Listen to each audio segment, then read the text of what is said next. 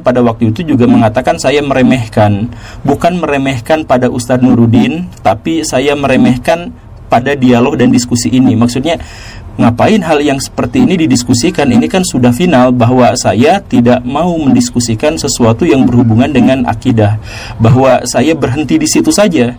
Bahkan saya sering, dalam tanda kutip, mohon maaf ya, meremehkan orang-orang yang debat agama gitu. Ya karena apa? Ya karena kalau masalah akidah kemudian dibenturkan dengan akidah yang lain, ya nggak nyambung gitu, karena kriteria dan lain sebagainya ya sudah sangat berbeda, dan itu sepenuhnya terkait dengan iman gitu.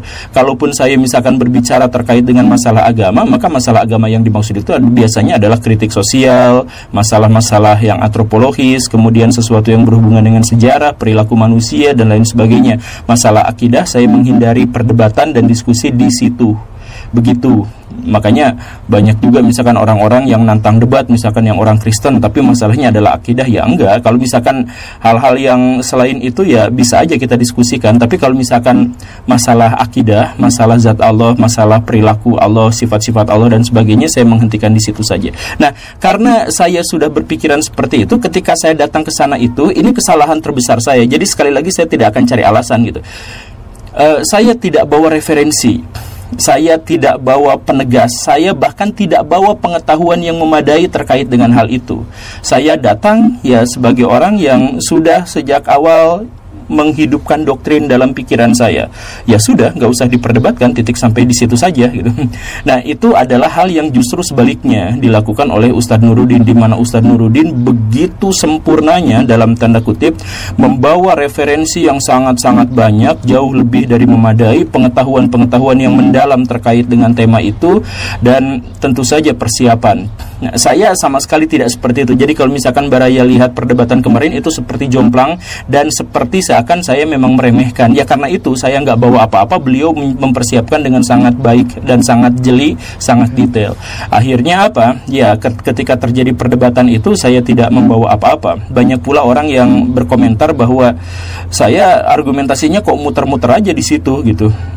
Dan ya memang muter-muter di situ karena saya gak punya argumentasi apapun terkait dengan apakah Allah begini dan begitu dan sebagainya. Itu saya hanya mencoba untuk menjelaskan secara metodologis kenapa saya tidak ke situ gitu. Nah, tetapi pendekatan metodologis itu juga pada akhirnya menyandera pikiran saya. Jadi ketika saya melanjutkan lebih dalam lah malah membahas tentang Tuhan. Jadi saya berhenti di situ dan ya makanya saya pada waktu kemarin itu justru mengajak pada audiens di sana untuk berdiskusi, untuk bertanya gitu. Saya bolak-balik bertanya pada audiens itu, apakah kita sebenarnya sependapat bahwa sebenarnya pada bagian Allah tidak bisa diilmiahkan itu ya gitu. Tapi ternyata ya tidak, banyak audiens yang mengatakan bahwa Allah itu bisa diilmiahkan, sama seperti pendapat Ustadz Nuruddin dan lain sebagainya gitu.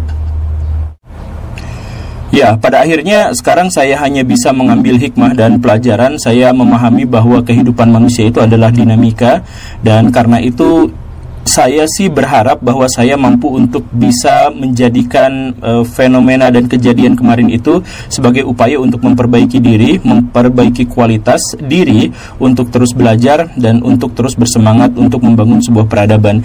Saya punya visi dan punya misi, dan saya selalu berdoa kepada Allah Subhanahu wa Ta'ala. Bahkan di setiap sholat saya selalu berdoa atas hal yang sama, agar saya bisa menjadi bagian yang berkontribusi atas kebangkitan negara ini, atas kebangkitan agama ini. Jadi saya selalu memimpikan dan terobsesi untuk melakukan itu. Ya, saya ingin menjadi bagian dari agen pembaharu dan seterusnya. Itu mimpi saya, itu cita-cita saya, dan ini dianggap sebagai bagian dari sebuah pelajaran yang sangat penting buat saya. Ke depan saya tentu aja akan memperbaiki diri menjadi lebih baik lagi. Tapi apakah sikap saya berubah setelah perdebatan kemarin dalam konteks memahami Tuhan dan sebagainya? Perdebatan itu saya pahami sebagai ajang untuk mendemonstrasikan argumentasi, dan saya mengetahui sepenuhnya bahwa argumentasi saya kemarin itu tidak ada apa-apanya dibandingkan dengan argumentasi Ustadz Nuruddin.